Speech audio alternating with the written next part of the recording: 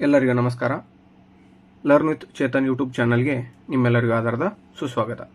ಇಂದಿನ ದಿನ ನಾವು 10ನೇ ತರಗತಿಯ ಗಣಿತ ವಿಷಯದ ಪ್ರಮುಖ ಪ್ರಶ್ನೋತ್ತರಗಳನ್ನು ನೋಡ್ತಾ ಹೋಗೋಣ.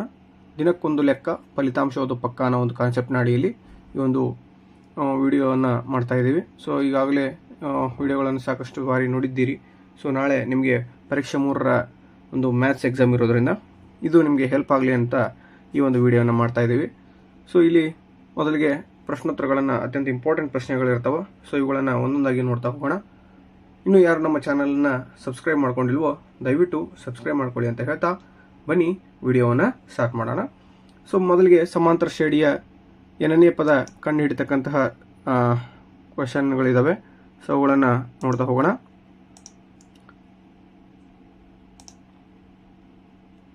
ಓಕೆ, ಸೊ ಈ ಕೆಳಗಿನ ಸಮಾಂತರ ಶ್ರೇಣಿ ಏನನೇ ಪದ ಕಂಡು ಹಿಡಿಯಿರಿ ಅನ್ನೋ ಒಂದು ಕಾನ್ಸೆಪ್ಟ್ನ ಅಡಿಯಲ್ಲಿ ಪ್ರಶ್ನೆ ಇದೆ. ಮೊದಲಿದ್ದು 3, 8, 13 ಈ ಸಮಾಂತರ ಶ್ರೇಣಿಯ 25ನೇ ಪದವನ್ನು ಕಂಡು ಹಿಡಿರಿ ಅಂತ ಕೇಳ್ತಾನೆ. ಎ ಎಷ್ಟಪ್ಪ ಅಂದರೆ ಇದು 3 ಇದೆ ಎ. So A = 3. ಡಿ ಅಂದರೆ 8 - 3 ಅಂದರೆ ಟೋಟಲ್ ಆಗಿ ಆನ್ಸರ್ ಡಿ 5 ಬರ್ತದೆ. ಮತ್ತು ಎನ್ ಅಂದರೆ 25ನೇ ಪದ ಕೇಳಿರೋದ್ರಿಂದ ಎನ್ = 25 ಆಗ್ತದೆ. ಸೊ ಎನ್ ಅನ್ನು ಕಂಡುಹಿಡಿಬೇಕು. ಸೊ ಫಾರ್ಮುಲಾ ಇದೆ ಎನ್ = a + n - 1d. ಈ ಫಾರ್ಮುಲಾ ವೆರಿ ಇಂಪಾರ್ಟೆಂಟ್. ಇದ್ರ ಮೇಲೆ ಒಂದು ಲೆಕ್ಕ ಬಂದೇ ಬರ್ತದೆ. ಓಕೆನಾ. ಸೊ a 25 = 3 + 25 - 1 × 5 ಡಿ ಇದೆ. ಸೊ 25 - 1 ಅಂದರೆ 24 ಆಗ್ತದೆ. ಡಿ ವ್ಯಾಲ್ಯೂ ಕಂಡುಹಿಡಿದಿರೋದು 5 ಇದೆ. 24 5 120. 120 + 3 ಅಂದರೆ 123 ಸರಿಯಾದ ಉತ್ತರ ಆಗ್ತದೆ. ಅಂದರೆ a 25 = 123. ಓಕೆನಾ. ಇನ್ನು ಎರಡನೇ ಪ್ರಶ್ನೆ ನೋಡ್ತಾ ಹೋಗೋಣ. ಇದು ಯಾವ ಒಂದು 2, 3 ಮತ್ತು 4, 1 ಬಿಂದುಗಳ ನಡುವಿನ ದೂರದ ಸೂತ್ರವನ್ನು ಬಳಸಿ ಕಂಡು ಹಿಡಿಯಿರಿ ಅಂತ ಕೇಳಿರ್ತಾನೆ. ಅದನ್ನು ನೋಡ್ತಾ ಹೋಗೋಣ. So D = √(x² - x1) x2 - x1 2 + y2 - y1 2. Important ಪ್ರಶ್ನೆ ಇದು ಸೂತ್ರ. ಇದ್ರ ಮೇಲೆ ಲೆಕ್ಕಗಳು ಬರ್ತಕ್ಕಂಥ ಸಂಭವನೀಯತೆ ಜಾಸ್ತಿ ಇರ್ತದೆ. ಸೊ x2 ಅಂದರೆ 4 ಇಲ್ಲಿದೆ ನೋಡಿ. x2 ಇದು -x1 ಅಂದರೆ ಇಲ್ಲಿದೆ ನೋಡಿ 2. ಓಕೆನಾ. x2 - x1 2 + y2 - y1 2 ವ್ಯಾಲ್ಯೂವನ್ನು ನಾವು ಸಬ್ಸ್ಟಿಟ್ಯೂಟ್ ಮಾಡಿದಾಗ ನಮ್ಗೆ ಆನ್ಸರ್ ಎಷ್ಟು ಸಿಗ್ತದಪ್ಪ ಅಂದರೆ √2² + -2². ಸೊ 4 + 4 ಆಗ್ತದೆ. √8 8ಅನ್ನು ನಾನು ಏನು ಮಾಡ್ತಾನೆ √ಇಂದ ಹೊರಗಡೆ ತೆಗೆದಾಗ 2 × √2 ಆಗ್ತದೆ. ಆನ್ಸರ್ ಡಿ = 2 × √2 ಸರಿಯಾದ ಉತ್ತರ ಆಗ್ತದೆ. ಓಕೆನಾ. ಸೊ ಈ ಬಿಂದುಗಳನ್ನು ಸೇರಿಸುವ ರೇಖಾಖಂಡದ ಉದ್ದವನ್ನು ಕಂಡುಹಿಡಿಯಿರಿ ಅಂತ 2 ಲೆಕ್ಕ ಕೊಟ್ಟಿರ್ತಾನೆ. ನೀವು ಪ್ರಾಕ್ಟೀಸ್ ಮಾಡಿ ಇದನ್ನ 2, 3 ಮತ್ತು 4, 1. ಇನ್ನೊಂದು 2, 3 ಮತ್ತು 6, 6 ಅನ್ನೋ 2 ಲೆಕ್ಕಗಳನ್ನು ಕೊಟ್ಟಿದ್ದಾನೆ. ನೀವು ಪ್ರಾಕ್ಟೀಸ್ ಮಾಡಿ. ಓಕೆನಾ. ಇನ್ನು SLC ಈ ಒಂದು ಮ್ಯಾಥ್ಸ್ ಪರೀಕ್ಷೆ ನಾಳೆ ಇರೋದ್ರಿಂದ ನೀವು ಸ್ವಲ್ಪ ಒತ್ತು ಕೊಟ್ಟು ವರ್ಕ್ ಮಾಡಿದ್ದೆ ಅದಲ್ಲೇ ಹೆಚ್ಚಿನ ಸ್ಕೋರನ್ನು ಮಾಡ್ತಕ್ಕಂತಹ ಚಾನ್ಸಸ್ ಜಾಸ್ತಿ ಇರ್ತದೆ. ಸೊ ಈ ಒಂದು ವಿಡಿಯೋದಲ್ಲಿ ಇರ್ತಕ್ಕಂಥ ಪ್ರಶ್ನೆಗಳೇ ಮ್ಯಾಕ್ಸಿಮಮ್ ಬರ್ತಕ್ಕಂಥ ಚಾನ್ಸಸ್ ಇರ್ತದೆ. ಸ್ವಲ್ಪ ಅಂಕಿ ಸಂಖ್ಯೆಗಳು ಏರುಪೇರಾಗಿರ್ತಾವೆ ಅಷ್ಟೇ. 2, 3 ಮತ್ತು 4, 1 ಅದ ಬಿಂದುಗಳನ್ನು ಸೇರಿಸುವ ರೇಖಾಖಂಡದ ಮಧ್ಯ ಬಿಂದುವಿನ ನಿರ್ದೇಶಾಂಕಗಳನ್ನು ಕಂಡುಹಿಡಿಯಿರಿ ಅಂತ ಕೇಳಿದಾನೆ. ಮಧ್ಯಬಿಂದು ಫಾರ್ಮುಲಾ ಇದೆ P(x, y) = x1 + x2/2 y1 + y2/2. ಓಕೆನಾ. x1 ವ್ಯಾಲ್ಯೂ ಅಂದರೆ ಇಲ್ಲಿದೆ ನೋಡಿ 2. x2 ವ್ಯಾಲ್ಯೂ ಎಷ್ಟಿದೆಪ್ಪ 4 ಇದೆ. ಓಕೆನಾ. ಸೊ /2 ವ್ಯಾಲ್ಯೂ ತೊಗೊಂಡೆ ನಾನು. ಇನ್ನು y1 ಎಷ್ಟಿದೆ 3 ಇದೆ. y2 ಎಷ್ಟಿದೆ 1 ಇದೆ. 3 + 1/2. ಓಕೆನಾ. 2 + 4 ಅಂದರೆ 6/2. 3 + 1 ಅಂದರೆ 4/2. ಓಕೆ. 2 1 2 3 2 1 2 ಓಕೆ. P(x, y) = 3, 2 ಸರಿಯಾದ ಉತ್ತರ ಆಗಿರ್ತದೆ. ಇನ್ನು ಈ ಬಿಂದುಗಳನ್ನು ಸೇರಿಸುವ ರೇಖಾಖಂಡದ ಮಧ್ಯ ಬಿಂದುವಿನ ನಿರ್ದೇಶಾಂಕಗಳನ್ನು ಕಂಡುಹಿಡಿಯಿರಿ ಅಂತ ಇದೆ. ಸೊ 2 ಲೆಕ್ಕಗಳನ್ನು ಕೊಟ್ಟಿರ್ತಾನೆ. 2, 5, 1 ಹಾಗೂ 4, 7. ಇನ್ನು ಎರಡನೇದು -4, 9 ಮತ್ತು 8, 3 ಅನ್ನೋದು 2 ಲೆಕ್ಕಗಳನ್ನು ನೀವು ಪ್ರಾಕ್ಟೀಸ್ ಮಾಡಿ. ಇನ್ನು ಮುಂದಿನ ಒಂದು ಪ್ರಶ್ನೆ ನೋಡೋಣ. 135 ಮತ್ತು 75ರ ಮೊಸವನ್ನು ಅವಿಭಾಜ್ಯ ಅಪವರ್ತನಗಳ ವಿಧಾನದಿಂದ ಕಂಡು ಹಿಡಿಯಿರಿ ಅಂತ ಇದೆ. ಸೊ ನೋಡ್ತಾ ಹೋಗೋಣ. 135 ಇದು 345 ಹಾಗೂ 315 3 5 1. ಓಕೆನಾ. ಇದು 3 × 5. ಓಕೆನಾ. 3 × 3 × 5 ಅಂದರೆ 3³ ಇದೆ ಮತ್ತು 5 1 ಇದೆ. ಓಕೆನಾ. ಇದು 75 ನೋಡ್ರಿ 325 5 1. ಓಕೆನಾ. ಸೊ 3 × 5 × 5 3/1 5 ಸ್ಕ್ವೇರ್ ಅಂತ ಬರಿತೀವಿ. ಹಾಗಾದರೆ ಇಲ್ಲಿ 2ರಲ್ಲಿ ಇರ್ತಕ್ಕಂಥದ್ದು ಯಾವುದು 5 ಮತ್ತು 3 ಇಲ್ಲಿ ಇದೆ. ಸೊ ಇಲ್ಲಿ 5 ಇದೆ. ಹಾಗಾಗಿ ಮೋಸ ಎಷ್ಟಪ್ಪ ಅಂದರೆ 3 × 5 ಅಂದರೆ 15 ಆಗ್ತದೆ ಉತ್ತರ. ಓಕೆ, ಇನ್ನು 15 ಮತ್ತು 20ರ ಲಸ ಕೇಳಿದಾನೆ. 2ರ ಮಗ್ಗಿಂದ ಹೋಗ್ತದೆ ಇದು. ಸೊ 2ರ ಮಗ್ಗಿಂದ ಹೋಗಲ್ಲ, 20 ಅಷ್ಟೇ ಹೋಗ್ತದೆ. ಸೊ ನೆಕ್ಸ್ಟು 15 3 ಮಗ್ಗಿಂದ ತೊಗೊಂಡಾಗ 3 5 ಬರ್ತದೆ, 5 5. ಸೊ 2 × 2 × 3 × 5 ಇವನು ಅಷ್ಟನ್ನು ಇಂಟು ಮಾಡಬೇಕಾಗ್ತದೆ. ಮಲ್ಟಿಪ್ಲಿಕೇಶನ್ 2 2 4 4 3 12 12 60. ಸರಿಯಾದ ಉತ್ತರ 60 ಆಗ್ತದೆ. ಇನ್ನು ನೆಕ್ಸ್ಟು ಈ ಕೆಳಗಿನ ಪೂರ್ಣಾಂಕಗಳ ಲಸ ಮತ್ತು ಮಸವನ್ನು ಕಂಡುಹಿಡಿಯಿರಿ ಅಂತ ಇದೆ. ಸೊ ಅವುಗಳನ್ನು ನೋಡ್ತಾ ಹೋಗೋಣ. ಯಾವ ಲೆಕ್ಕ ಕೊಟ್ಟಿದ್ದಾನೆ. 12 51 21, ಇನ್ನು 17 23 29 ಮಸ ಮತ್ತು ಲಸ 8 15, ಹಾಗೆ 48 120, 168 ಮತ್ತು 204ರ ಮಸ 12 ಆದರೆ ಲಸವನ್ನು ಕಂಡುಹಿಡಿಯಿರಿ ಅಂತ ಇದೆ. ಸೊ ಇವುಗಳ ಲೆಕ್ಕಗಳನ್ನು ನೀವು ಮಾಡಿ ಪ್ರಾಕ್ಟೀಸ್ ಮಾಡಿದ್ದೆ ಆದಲ್ಲಿ ಹೆಚ್ಚಿನ ಅಂಕಗಳನ್ನು ಸುಲಭವಾಗಿ ನೀವೇನು ಮಾಡ್ತೀರಿ ಗಳಿಸ್ತೀರಿ. ಓಕೆನಾ.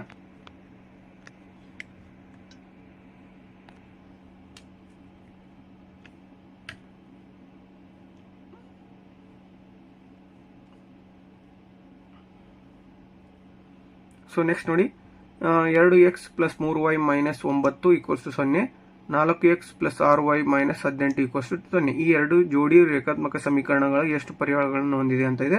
a1 ವ್ಯಾಲ್ಯೂ 2 ಇದೆ, b1 ವ್ಯಾಲ್ಯೂ 3 ಇದೆ, c1 ವ್ಯಾಲ್ಯೂ -9 ಇದೆ. ಹಾಗೂ ಎರಡನೇ ಸಮೀಕರಣದಲ್ಲಿ o2 value 4, b2 value 6, c2 value -18. ಇವುಗಳನ್ನು ಸಬ್ಸ್ಟಿಟ್ಯೂಟ್ ಮಾಡಿದಾಗ a1/a2 = b1/b2 = c1/c2.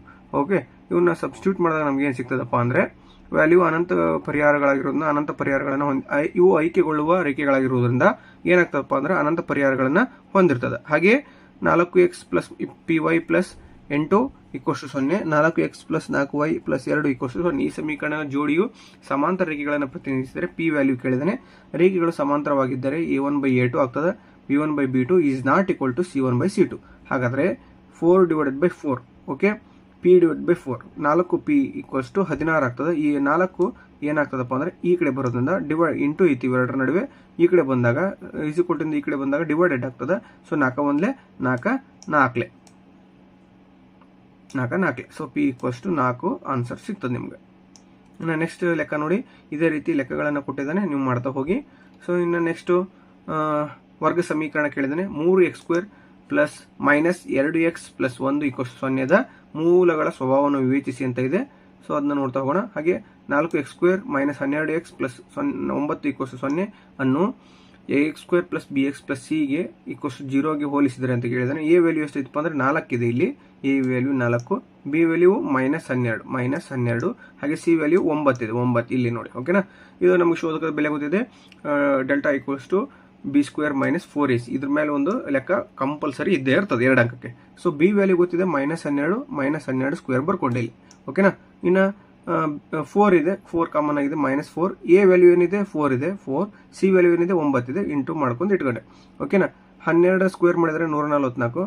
ಓಕೆ, 4 4 16 16 9 144 ಆಗ್ತದೆ. ಸೊ 144 - 144 ಅಂದ್ರೆ 0 ಸರಿಯಾದ ಉತ್ತರ ಆಗ್ತದೆ. ಮೂಲಗಳು ವಾಸ್ತವ ಮತ್ತು ಸಮನಾಗಿರ್ತಾವೆ. ಓಕೆನಾ. ಸುಲಭವಾಗಿ 2 ಅಂಕಗಳನ್ನು ಈ ಒಂದು ಲೆಕ್ಕದಿಂದ ಪಡಿಬಹುದು ನೀವು. ಇನ್ನು ನೆಕ್ಸ್ಟ್ ನೋಡಿ, ವರ್ಧಿಸುವ ವಿಧಾನದಿಂದ ಇದೆ. So x + y = 14, x - y = 4. ಈ ಸಮೀಕರಣಗಳಲ್ಲಿ x ಮತ್ತು y ಬೆಲೆಗಳನ್ನು ಕಂಡುಹಿಡಿರಿ ಅಂತ ಇದೆ. x + y = 14, x - y = 4. So y get cancel ಆದಾಗ x ಅಂದ್ರೆ 2x ಆಗ್ತದೆ, = 14 + 4 ಅಂದ್ರೆ 18. ಈ ಎರಡು ಏನಿದೆ ಈ ಎರಡನ್ನ ನಾನು ಈ ಕಡೆ ಹಾಕ್ತೀನಿ, ಇಂಟು ಇದ್ದದ್ದು ಈ ಕಡೆ ಬಂದ್ರೆ ಈ ಡಿವೈಡೆಡ್ ಆಗ್ತದೆ. x = 18/2, 2 1 2 9. ಓಕೆನಾ. x = 9 ವ್ಯಾಲ್ಯೂ ಸಿಕ್ತು. ಈ x = 9 ನಾನು ಏನ್ ಮಾಡ್ತೀನಿ, ಸಮೀಕರಣ 1ರಲ್ಲಿ ಇದರಲ್ಲಿ ಸಮೀಕರಣ 1ರಲ್ಲಿ ಏನ್ ಮಾಡ್ತೀನಿ, ಆದೇಶನ ಮಾಡಿದಾಗ, ಹೌದಾ, ಆದೇಶಿಸಿದಾಗ x + y = 14. x ವ್ಯಾಲ್ಯೂ ಗೊತ್ತೈತೆ ನಮ್ಗೆ, ಇಲ್ಲೈತಿ 9, 9 ಹಾಕ್ತಾನೆ, + y = 14. ಸೊ ಈ 9 ಈ ಕಡೆ ತೆಗಿತಾನೆ. ಓಕೆ, ಅವಾಗ ಏನಾಗ್ತದಪ್ಪ ಅಂದ್ರೆ y = 14 + 9 ಇದ್ದದ್ದು ಈ ಕಡೆ ಬಂದ್ರೆ -9 ಆಗ್ತದೆ. 14 9 ಕಳೆದ್ರೆ 5 ಆನ್ಸರ್ ಸಿಗ್ತದೆ. ಹಾಗಾದ್ರೆ ನಮ್ಗೆ x ವ್ಯಾಲ್ಯೂ 9 ಸಿಕ್ತು, y ವ್ಯಾಲ್ಯೂ 5 ಸಿಕ್ತು. ಇದೇ ರೀತಿ ವರ್ಧಿಸುವ ವಿಧಾನದಿಂದ ಈ 2 ಲೆಕ್ಕಗಳನ್ನ ನೀವು ಪ್ರಾಕ್ಟೀಸ್ ಮಾಡಿ, ಹೌದಾ. ಎನ್ಯುವಲ್ ಎಕ್ಸಾಮ್ನಾಗ ಬರ್ತಕ್ಕಂಥ ಚಾನ್ಸಸ್ ಜಾಸ್ತಿ ಇರ್ತದೆ. ನಿಮಗೂ ಕೂಡ ಹೆಲ್ಪ್ ಆಗ್ತದೆ. ಇನ್ನು ನೆಕ್ಸ್ಟು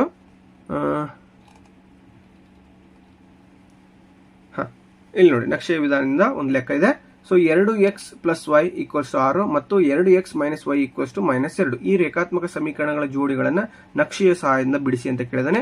2x + y = 6 ರಲ್ಲಿ x ವ್ಯಾಲ್ಯೂವನ್ನು ನಾನು 0 ತುಂಬಿದ್ರೆ ವ್ಯಾಲ್ಯೂ ಏನಾಗ್ತದೆ, y ವ್ಯಾಲ್ಯೂ 6 ಆಗ್ತದೆ. ಇನ್ನು x ವ್ಯಾಲ್ಯೂ 3 ಅನ್ನು ತುಂಬಿದ್ರೆ y ವ್ಯಾಲ್ಯೂ 0 ಸಿಗ್ತದೆ. ಹಾಗೆ 2x - y = -2 ರಲ್ಲಿ x ವ್ಯಾಲ್ಯೂ 0 ತುಂಬಿದಾಗ y ವ್ಯಾಲ್ಯೂ 2 ಆಗ್ತದೆ. x ವ್ಯಾಲ್ಯೂ -1 ಅನ್ನು ತುಂಬಿದಾಗ y ವ್ಯಾಲ್ಯೂ 0 ಆಗ್ತದೆ. ಅದನ್ನ ನಾನು ಏನು ಮಾಡ್ತೇನೆ, ರೇಖಾತ್ಮಕ ಇದು ನಕ್ಷೆಯಲ್ಲಿ ಅಂದ್ರೆ ಗ್ರಾಫ್ ಶೀಟ್ ಅಲ್ಲಿ ಏನು ಮಾಡ್ತೀನಿ, ಅಪ್ಲಿಕೇಶನ್ ಅನ್ನು ಮಾಡ್ತಾ ಹೋದಂಗೆ ನಮಗೆ ಈ ರೀತಿಯಾದಂಥ ರಚನೆ ಕಂಡು ಬರ್ತದೆ. ಇದನ್ನ ನೀವು ಪ್ರಾಕ್ಟೀಸ್ ಮಾಡಿ ಅಂತ ಹೇಳ್ತಾ ಇಲ್ಲಿ 2 ಲೆಕ್ಕಗಳನ್ನು ಇದೆ, ಪ್ರಾಕ್ಟೀಸ್ ಮಾಡಿ. ಓಕೆ, ಯಾಕಂದ್ರೆ practice makes man perfect. Okay, ನೀವು ಎಲ್ಲರಿಗೂ ಗ್ರಾಫ್ ಬಿಡಿಸೋದಂದ್ರೆ ತುಂಬಾ ಇಷ್ಟ ಅಂತ ಅನ್ಸುತ್ತೆ, ಯಾಕಂದ್ರೆ ಈಸಿಯಾಗಿ 4 ಅಂಕಗಳನ್ನ ನೀವೇನು ಮಾಡಬಹುದು, ಗಳಿಸಬಹುದು. ಓಕೆ, ಸೊ ಇನ್ನು ನೆಕ್ಸ್ಟ್ ನೋಡಿ, ಇದು ಸಾಕಷ್ಟು ಬಾರಿ ಬಂದಂತಹ ಪ್ರಶ್ನೆ ಆಗಿರ್ತದೆ. 3 + √2 ಒಂದು ಅಭಾಗಲಬ್ಧ ಸಂಖ್ಯೆ ಎಂದು ಸಾಧಿಸಿರಿ. ಹಾಗಾದ್ರೆ ಊಹೆ ಏನಪ್ಪಾ, 3 + √2 ಒಂದು ಭಾಗಲಬ್ಧ ಸಂಖ್ಯೆ ಆಗಿರಲಿ. 3 + √2 p/q ರೂಪದಲ್ಲಿದೆ. ಹಾಗಾದ್ರೆ p ಮತ್ತು q ಗಳೇನು, ಇವು ಅವಿಭಾಜ್ಯ ಅಪವರ್ತನಗಳಾಗಿರ್ತವೆ. ಈ 3ಅನ್ನ ನಾನು ಏನ್ ಮಾಡ್ತೇನೆ, ಈ ಕಡೆ ಹಾಕ್ತೇನೆ. ಓಕೆ, ಅವಾಗ √2 ಅಲ್ಲಿ ಇಷ್ಟ ಉಳಿತು, √2 = p/q - 3 ಆಗ್ತದೆ. ಸೊ ಇಲ್ಲಿ 2 ಇವ ಮಧ್ಯೆ ಏನ್ ಮಾಡ್ತಾನೆ, ನಾನು ಕ್ರಾಸ್ ಮಲ್ಟಿಪ್ಲಿಕೇಶನ್ ಮಾಡ್ತಾನೆ. √2 = p - 3q/q ಆಗ್ತದೆ. ಓಕೆ, ಸೊ ಇದು ಏನಾಗ್ತದಪ್ಪ, p - 3q/q ಅನ್ನೋದು ಒಂದು ಭಾಗಲಬ್ಧ ಸಂಖ್ಯೆ ಆಗ್ತದೆ. ಇಲ್ಲಿದೆ ನೋಡಿ. ಓಕೆ, ಆದರೆ ಇಲ್ಲೇ ಇದೆ ನೋಡಿ ಇಂಪಾರ್ಟೆಂಟ್, √2 ಇದು ಒಂದು ಅಭಾಗಲಬ್ಧ ಸಂಖ್ಯೆ ಆಗಿರ್ತದ. ಇದು ಅಸಾಧ್ಯ, ನಮ್ಮ ಊಹೆ ಏನೈತಿ, ತಪ್ಪಾಗಿದೆ. ಹಾಗಾಗಿ ಆದ್ದರಿಂದ 3 + √2 ಒಂದು ಅಭಾಗಲಬ್ಧ ಸಂಖ್ಯೆ ಆಗಿದೆ. ಇಷ್ಟು ಬರೆದ್ರೆ ನಿಮಗೆ 2 ಅಂಕಗಳು ಸಂಪೂರ್ಣವಾಗಿ ದೊರೆತು. ಅದೇ ರೀತಿ ಈ 3 ಪ್ರಶ್ನೆಗಳನ್ನು ನೀವು ಪ್ರಾಕ್ಟೀಸ್ ಮಾಡಿ. ಓಕೆ, 3 - √5 ಅನ್ನೋದೊಂದು, 5 - √2 ಅನ್ನೋದೊಂದು, 6 + √2 ಅನ್ನೋದೊಂದು, ಈ 3 ಲೆಕ್ಕಗಳನ್ನು ಬಿಡಿಸಿದ್ದೆ ಆದಲ್ಲಿ ಈ ಸಂಪೂರ್ಣವಾಗಿ 2 ಅಂಕಗಳನ್ನು ನೀವು ಈಸಿಯಾಗಿ ಗಳಿಸೋ ಚಾನ್ಸಸ್ ಇರ್ತದೆ. ಇನ್ನು ನೆಕ್ಸ್ಟ್ ನೋಡಿ, ಇಂಪಾರ್ಟೆಂಟ್ ಪ್ರಶ್ನೆ ಇದು ಕೂಡ. ಸರಾಸರಿಯನ್ನು ನೇರ ವಿಧಾನದಿಂದ ಸರಾಸರಿಯನ್ನು ಕಂಡುಹಿಡತಕ್ಕಂಥ ವಿಧಾನ ಇದೆ. ಸೊ ವರ್ಗಾಂತರ ಎಷ್ಟಿದೆಯಪ್ಪ ಅಂದ್ರೆ 0 ರಿಂದ 10 ಇದರ ಆವೃತ್ತಿ 3 ಇದೆ, 10 ರಿಂದ 20 ಆವೃತ್ತಿ 5 ಇದೆ, 20 ರಿಂದ 30 ಆವೃತ್ತಿ 9 ಇದೆ, ಹಾಗೆ 30 ರಿಂದ 40 ಆವೃತ್ತಿ 5 ಇದೆ, ಹಾಗೆ 40 ರಿಂದ 50 ಆವೃತ್ತಿ 3 ಇದೆ. ಇವ್ನು 3 ಕೂಡಿಸಿದಾಗ ಎಷ್ಟಪ್ಪ ಅಂದ್ರೆ 25. FI ಎಷ್ಟು ಸಿಕ್ತಪ್ಪ ನಮಗೆ, 25 ಸಿಕ್ತು. ಹಾಗಾದ್ರೆ 0 ಮತ್ತು 10 ಮಧ್ಯ ಬಿಂದು ಎಷ್ಟಪ್ಪ ಅಂದ್ರೆ 5 ಆಗ್ತದೆ. ಇದಕ್ಕೆ ನಾವೇನ್ ಮಾಡಬೇಕು, 10 ಕೂಡಿಸಿ ಅಂತ ಜಾಸ್ತಿ ಮಾಡ್ಕೊಂತ ಹೋಗಿ. 5ಕ್ಕೆ 10 ಕೂಡಿಸಿದ್ರೆ 15, 15ಕ್ಕೆ 10 ಕೂಡಿಸಿದ್ರೆ 25, 25ಕ್ಕೆ 10 ಕೂಡಿಸಿದ್ರೆ 35, 35ಕ್ಕೆ 10 ಕೂಡಿಸಿದ್ರೆ 40. ಸರ್ ಇದು 10 ಯಾಕೆ ಕೂಡಿಸಿದ್ರಿ ಅಂದ್ರೆ ನೋಡ್ರಿ, 0 ಮತ್ತು 10 ನಡುವೆ ವರ್ಗಾಂತರ ಎಷ್ಟೈತಪ್ಪ ಅಂದ್ರೆ 10 ಐತಿ ಡಿಫ್ರೆನ್ಸ್. ಹೌದಾ, ಡಿಫ್ರೆನ್ಸ್ ಎಷ್ಟೈತಿ, 10 ಐತಿ. ಅದನ್ನ ನಾನು ಏನ್ ಮಾಡ್ತೇನೆ, ಮೊದಲೇ ಮಧ್ಯ ಬಿಂದುಗೆ ಕೂಡಿಸ್ತಾ ಹೋದಷ್ಟು ನಮ್ಗೆ ಈಸಿಯಾಗಿ ಸಿಗ್ತದೆ. ಹಾಗಾದ್ರೆ ಮಧ್ಯ ಬಿಂದು ಸಿಕ್ತು, ನಮಗೆ ಆವೃತ್ತಿ ಕೊಟ್ಟಿದ್ದಾನೆ. FI XI ಕಂಡುಹಿಡಬೇಕು. FI ಇಲ್ಲಿದೆ, ಸೊ XI ಇಲ್ಲಿದೆ. 5 3 ಎಷ್ಟಪ್ಪ, 15, ಅದು ಇಲ್ಲೈತಿ. ಹೌದಾ, 15 5 ಎಷ್ಟಪ್ಪ, 75 ಇಲ್ಲಿ ಐತಿ. ಹೌದಾ, 25 9 ಎಷ್ಟಪ್ಪ, 225 ಇಲ್ಲಿದೆ. 35 5 175 ಇಲ್ಲಿದೆ. ಹಾಗೆ 45 3 135 ಇಲ್ಲಿದೆ. ಹೌದಾ, ಇನ್ನು ಓಷ್ಟು ಟೋಟಲ್ ಮಾಡಿದ ನಮ್ಗೆ 625 ಸಿಕ್ತು ನಮ್ಗೆ ಟೋಟಲ್. ಈಗ ಏನ್ ಮಾಡೋಣ, ಸರಾಸರಿ ಕಂಡುಹಿಡೋಣ. FI XI / summation of FI. ಓಕೆನಾ, ಇಲ್ಲಿದೆ. ಸೊ 625 / 25 ಅಂದ್ರೆ 25 1 25 25. ಓಕೆ, ಸೊ ಈಸಿಯಾಗಿ ನಾವೇನ್ ಮಾಡ್ಬೋದು, ಆನ್ಸರ್ನ ಏನ್ ಮಾಡ್ಬೋದು, ಫೈಂಡ್ ಔಟ್ ಮಾಡ್ಬೋದು.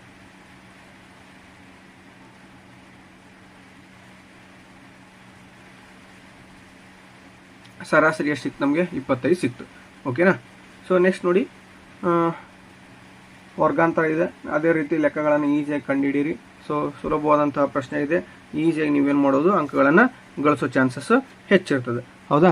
ಸೊ ಇಲ್ಲಿ ಏನಾಗ್ತದಪ್ಪ ಅಂದರೆ ನಿಮಗೆ ಹೆಚ್ಚು ಅಂಕಗಳು ಇದೇ ಒಂದು ಕಾನ್ಸೆಪ್ಟ್ನ ಅಡಿಯಲ್ಲಿ ಬರೋ ಚಾನ್ಸಸ್ ಇರ್ತಾವ. ಓಕೆನಾ. ನೀವು ಪ್ರಾಕ್ಟೀಸ್ ಮಾಡಿದ್ದೇ ಆದಲ್ಲಿ ನಿಮಗೆ ಈಸಿಯಾಗಿ ಅಂಕಗಳು ಬರ್ತಾವ. ಓಕೆ. ಸೊ ನೆಕ್ಸ್ಟ್ ನೋಡ್ತಾ ಹೋಗೋಣ ಏನೈತಿ. ಓಕೆ, ಇಲ್ಲಿ ವಿತರಣಾ ಬಹುಲಕವನ್ನು ಕಂಡುಹಿಡಿತಕ್ಕಂಥದ್ದು ಐತಿ. ಬಹುಲಕ. ಓಕೆ. ಸೊ ಏನಪ್ಪ ಅದು ಬಹುಲಕ? ಇದು 3 ಅಂಕದ ಪ್ರಶ್ನೆ ಆಗಿರ್ತದೆ. ವರ್ಗಾಂತರ ಕೊಟ್ಟಾನ. ಹೌದಾ, ವರ್ಗಾಂತರ ಕೊಟ್ಟಿದ್ದಾನೆ. ಆವೃತ್ತಿ F0 ಆಗ್ತದೆ, 7 ಅನ್ನೋದು F0 ಆಗ್ತದೆ, 8 ಅನ್ನೋದು F1 ಆಗ್ತದೆ, 2 F2 ಆಗ್ತದೆ. ಸೊ ಬಹುಲಕ ವರ್ಗಾಂತರ ಯಾವುದಪ್ಪ ಅಂದ್ರೆ 3 ರಿಂದ 5. ಓಕೆನಾ. ಎಲ್ ವ್ಯಾಲ್ಯೂ ಸಿಗ್ತದೆ ನಮಗೆ 3, H ವ್ಯಾಲ್ಯೂ 2, F0 ವ್ಯಾಲ್ಯೂ 7 ಸಿಕ್ಕಿದೆ, F1 ವ್ಯಾಲ್ಯೂ 8, F2 ವ್ಯಾಲ್ಯೂ 2 ಇದೆ. ಬಹುಲಕ ಅಂದರೆ L plus F1 by minus F0 divided by 2F1 minus F0 minus F2 into H. ಈ ವ್ಯಾಲ್ಯೂಗಳನ್ನು ಏನು ಮಾಡೋಣ, ಸಬ್ಸ್ಟಿಟ್ಯೂಟ್ ಮಾಡ್ತಾ ಹೋಗ್ಬೇಕಾಗ್ತದೆ. ನಾವು ಸಬ್ಸ್ಟಿಟ್ಯೂಟ್ ಮಾಡಿದ್ದೇ ಆದಲ್ಲಿ ನಮಗೆ ಈಸಿಯಾಗಿ ಏನಾಗ್ತದೆ, ಆನ್ಸರ್ ಸಿಗ್ತದೆ. ಎಷ್ಟು ಸಿಗ್ತದಪ್ಪ ಅಂದರೆ 3.28 ಬಹುಲಕ ಸಿಗ್ತದೆ, 3.28. ಓಕೆ, ಇನ್ನು ನೆಕ್ಸ್ಟ್ ಏನಪ್ಪ ಅಂದರೆ ಹೌದಾ. ಸೊ ನೆಕ್ಸ್ಟ್ ಏನೈತಿ, ಪ್ರಯತ್ನಿಸಿ ಅಂತ ಕೊಟ್ಟಿದ್ದಾನೆ. 2 ಲೆಕ್ಕಗಳನ್ನು ಕೊಟ್ಟಿದ್ದಾನೆ, ಒಂದು ಕೊಟ್ಟಿದ್ದಾನೆ, ಕ್ಷಮೆ ಇರಲಿ. ಇದು ಬಹುಲಕವನ್ನು ಕಂಡುಹಿಡ್ರಿ ಅಂತ ಇದೆ. ಸೊ ನೀವು ಈಸಿಯಾಗಿ ಏನು ಮಾಡ್ಬೋದು, ಕಂಡುಹಿಡಿಬೋದು. ಓಕೆ, ಏನೈತಿ ನೆಕ್ಸ್ಟ್ ನೋಡಿ, ಸಮಾಂತರ ಶ್ರೇಣಿಯ 15 ಪದಗಳ ಮೊತ್ತವನ್ನು ಕಂಡುಹಿಡಿತಕ್ಕಂಥ ಸೂತ್ರ ಲೆಕ್ಕ ಕೊಟ್ಟಿದ್ದಾನೆ. ಈಸಿಯಾಗಿ ನೀವು 2 ಅಂಕಗಳನ್ನು ಗಳಿಸೋ ಚಾನ್ಸಸ್ ಐತಿ. ಸೊ ಬನ್ನಿ, 3 + 6 + 9 ಈ ಸಮಾಂತರ ಶ್ರೇಣಿ 15 ಪದಗಳ ಮೊತ್ತವನ್ನು ಕಂಡುಹಿಡಿಯುವ ಸೂತ್ರ ಇದೆ. ಎ ಎಷ್ಟಿದೆಪ್ಪ, 3 ಇದೆ. ಡಿ ಎಷ್ಟಿದೆ, ಡಿ ಅಂದರೆ 6ರಾಗ -3 ಮಾಡ್ಬೇಕು. ಓಕೆ, ಇಲ್ಲ 9ರಾಗ 6 ಕಳಿಬೇಕು. ಓಕೆ, 6 - 3 ಅಂದರೆ ಡಿ 3 ಸಿಕ್ತು ನನಗೆ. ಎನ್ ಅಂದರೆ 15, ಎಸ್ 15 ಕಂಡುಹಿಡಿಬೇಕು. So SN = n/2 2a + n - 1d ಫಾರ್ಮುಲಾದಾಗ ಅಪ್ಲಿಕೇಶನ್ ಮಾಡಿದಾಗ ನಾವು ವ್ಯಾಲ್ಯೂ ಎಷ್ಟು ಸಿಗ್ತದಪ್ಪ ಅಂದರೆ ಈಸಿಯಾಗಿ ನೀವು ಫೈಂಡ್ ಔಟ್ ಮಾಡ್ಬೋದು. ಇಲ್ಲಿ n/2 ಅನ್ನೋದು, ಎನ್ ಕೊಟ್ಟಿದ್ದಾನೆ 15, 15/2, 2 ಇಂಟು ಎ ಅಂದರೆ 3 ಇದೆ, 2 ಇಂಟು 3. ಹಾಗೆ ಎನ್ ವ್ಯಾಲ್ಯೂ 15 ಇದೆ ಆಲ್ರೆಡಿ, -1. ಡಿ ವ್ಯಾಲ್ಯೂ ಎಷ್ಟೈತಿ, ಇಲ್ಲಿ ಕಂಡು ಹಿಡಿದಿವಲ್ಲ 3 ಐತಿ. ಓಕೆ, 2 3 ಎಷ್ಟಪ್ಪ, 6. 15 1 ಹೋದ್ರೆ 14, 14 ಇಂಟು 3. ಓಕೆ, ಇಲ್ಲಿ ನಾನು ಏನು ಮಾಡ್ತೀನಿ, 6 + 14 ಇಂಟು 3, 14 3 42, 42 + 6 ಅಂದರೆ 48. ಓಕೆ, ಈಗ ನಾನೇನು ಮಾಡ್ತೀನಿ, 2 1 2 2 2 4 ಹೌದಾ, 24 ಇಂಟು 15 ಮಾಡಿದಾಗ ನಮಗೆ S15 = 360 ಸಿಗ್ತದೆ. ಓಕೆ, 15 ಪದಗಳ ಮೊತ್ತ ಎಷ್ಟಪ್ಪ, 360 ಆಗ್ತದೆ. ಹಾಗೆ ಅದೇ ರೀತಿ ನೀವು 5 + 8 + 11 10 ಪದಗಳವರೆಗಿನ ಮೊತ್ತವನ್ನು ಕಂಡುಹಿಡಿಯಿರಿ. ಹಾಗೆ 3 8 13 ಸಮಾಂತರ ಶ್ರೇಣಿಯ ಮೊದಲ 20 ಪದಗಳ ಮೊತ್ತವನ್ನು ಇದೇ ಫಾರ್ಮುಲಾ ಮೊತ್ತ ಕಂಡುಹಿಡಿದಂದ್ರೆ SN ಫಾರ್ಮುಲಾ, ಪದವನ್ನು ಕಂಡುಹಿಡಿಯಬೇಕಂದ್ರೆ AN ಫಾರ್ಮುಲಾ ಹಾಕಬೇಕಾಗ್ತದೆ. ಸೊ sin θ ನೋಡಿ, sin θ = 12/13 ಆದರೆ cos θ ಮತ್ತು tan θ ಬೆಲೆಯನ್ನು ಕಂಡುಹಿಡಿಯಿರಿ ಅಂತ ಕೇಳ್ತಾನೆ. ಪೈಥಾಗೋರಸ್ ಪ್ರಮೇಯದ ಪ್ರಕಾರ ಸೊ ಇಲ್ಲಿ ವ್ಯಾಲ್ಯೂವನ್ನು ಸಬ್ಸ್ಟಿಟ್ಯೂಟ್ ಮಾಡಬೇಕಾಗ್ತದೆ. ಮಾಡಿ AB² = AC² + BC². AB² ಎಷ್ಟಿದೆ, ಇಲ್ಲಿದೆ ನೋಡಿ, AB² ಹೌದಾ, ಇಲ್ಲಿದೆ. ಎಷ್ಟಿದೆ, 13 ಇದೆ. ಇನ್ನು ನೆಕ್ಸ್ಟ್ AC² ಎಷ್ಟಿದೆಪ್ಪ, 12 ಇದೆ. ಹೌದಾ, ಕಂಡುಹಿಡಿಯೋಣ. 13² ಅಂದರೆ 169, 12² ಅಂದರೆ 144, BC² ಕಂಡುಹಿಡಿಬೇಕು. ಸೊ ಆಗಿರೋದ್ರೆ BC-ಯನ್ನು ಈ ಕಡೆ ಹಾಕ್ತಾನೆ ಅಂದರೆ, ಸೊ BC² = 169 - 144. 169 144 ಕಳೆದ್ರೆ 25 ಸಿಗ್ತದೆ. ಇದು BC² ಆಯ್ತು. ನಮಗೆ ಬೇಕಾಗಿರೋದೇನು, BC = 25ರ ವರ್ಗಮೂಲ ಎಷ್ಟಪ್ಪ ಅಂದರೆ 5. ಸೊ cos θ = ಪಾರ್ಶ್ವಬಾಹು ಡಿವೈಡೆಡ್ ಬೈ ವಿಕರ್ಣ, BC/AB. BC ಇಲ್ಲಿದೆ, BC/AB ಅಂದರೆ 5 / 13. tan θ ಅಂದರೆ ಅಭಿಮುಖ ಬಾಹು ಡಿವೈಡೆಡ್ ಬೈ ಪಾರ್ಶ್ವಬಾಹು. ಅಭಿಮುಖ ಬಾಹು ಅಂದರೆ ಇದು. ಓಕೆ, ಇಲ್ಲಿದೆ ನೋಡಿ, AC ಹೌದಾ, AC / BC 12/5. ಓಕೆ, ಅದೇ ರೀತಿ ನೀವು ಈ ಲೆಕ್ಕನೂ ಕೂಡ ಮಾಡಿ. cosec θ = 13/2 ಆದರೆ cos θ ಬೆಲೆಯನ್ನು ಕಂಡುಹಿಡಿಯಿರಿ. ಓಕೆನಾ. ಸೊ ಇದು ಭಾಗ 1 ಆಗಿರ್ತದೆ. ಇನ್ನು ಭಾಗ 2 ಇನ್ನು ನೆಕ್ಸ್ಟ್ ವಿಡಿಯೋದಲ್ಲಿ ನಾವು ನೋಡ್ತಾ ಹೋಗೋಣ. ಸೊ ಈ ವಿಡಿಯೋ ನಿಮಗೆ ಇಷ್ಟ ಆಗಿದೆ ಅಂತ ಭಾವಿಸ್ತೇನೆ. ಇಷ್ಟ ಆಗಿದ್ರೆ ದಯವಿಟ್ಟು ಲೈಕ್ ಮಾಡಿ, ಶೇರ್ ಮಾಡಿ, ಕಮೆಂಟ್ ಮಾಡಿ ಅಂತ ಹೇಳ್ತಾ ಇಷ್ಟೊತ್ತು ವಿಡಿಯೋವನ್ನು ನೋಡಿರ್ತಕ್ಕಂಥ ನಿಮ್ಮೆಲ್ಲರಿಗೂ ಕೂಡ ತುಂಬ ಧನ್ಯವಾದ ಅಂತ ತಿಳಿಸ್ತಾ ಇಲ್ಲಿಗೆ ವಿಡಿಯೋವನ್ನು ಮುಕ್ತಾಯಗೊಳಿಸ್ತಾ ಇದ್ದೀನಿ. Thank you so much.